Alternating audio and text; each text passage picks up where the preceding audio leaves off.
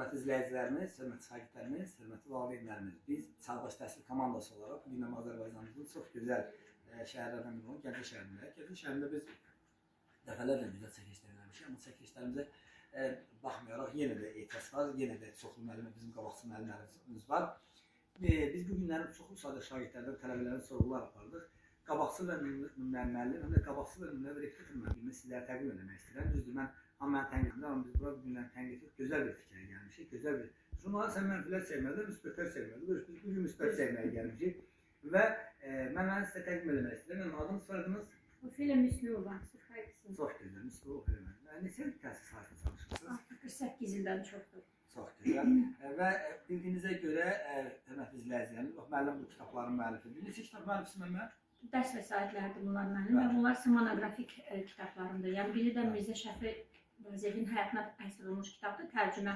Friedrich von Bodeşin Almanca yazdığı orijinal kitabdan. Yəni bunlar Azərbaycanda heç kəs bu kitabı tərcümə eləmir. Yəni yeganə bir tərcümədir və mən bu tərcümədə orada Mirzə Şəfi Vaziyev haqqında çox maraqlı faktlara rast gəldim ki, yəni onlar Qot əlifbası ilə 19-cu əsrdə yazılan bir kitab idi.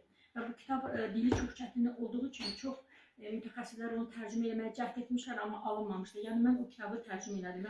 Çox maraqlı bir tərcümə alınıb, yəni təvəzzökarlıqdan kənar olmasın. Neçə il təhsil sahəsində çalışırsınız dediniz? 48 il. Hansı fənd tədris edirsiniz? Alman dili. Hansı məktəbdə hal-hazırda çalışırsınız? Deməli, mən 17 il orta məktəbdə işləmişəm, 31 saylı orta məktəbdə. Sonra, deməli, Gəncə Dövlət Universitetindən 2000-ci ildən keçmişəm. Orada pedaqoji fəaliyyətimi davam etdirmişəm və bu müddətdə mən də çox tələbələrimi yetişdirmişəm, bir çox tələbələr yetişdirmişəm daha doğrusu. Bunlar və mən həmişə tələbələrimə ilk öncə hər şeydən əvvəl demişəm ki, siz harada olsanız da, Avropanın hansı ölkələrdə getsəniz də, həmişə Azərbaycanın haqq səsini bütün dünyaya xatırladın.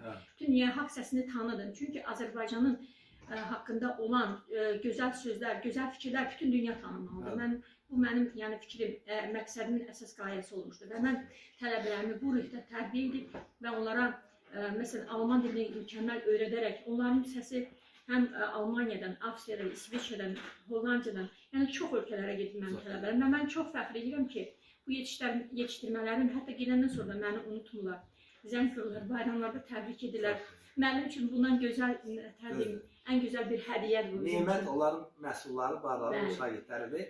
Və biz də Çağdaş Təhsil komandası olaraq bugün gəlmiş müəllimləri təbrik etməyə, müəllimlərə uğurlar diləyirik, nailiyyətlər diləyirik. Təşəkkürlər, minnətdaram.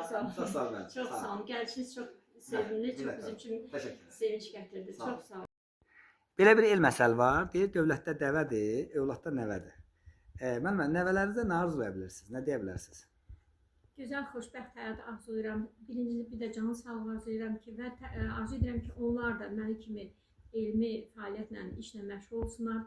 Vətən üçün çox xeyirli bir övladlar olsunlar, həm də valideynləri üçün. Yəni, ən çox bunu arzu edirəm. Çox sağ olun. Biz də sizi təbrik edirik, çox sağ ol deyirik. O gün olsun ki, inşallah ən yüksək həyatlara layiq görürsünlər, biz də gələk gözəl çəkiş edirik. Çağdaş Təhsil komandası olaraq sizə uğurlar diləyir. Sağ olun. Sağ olun.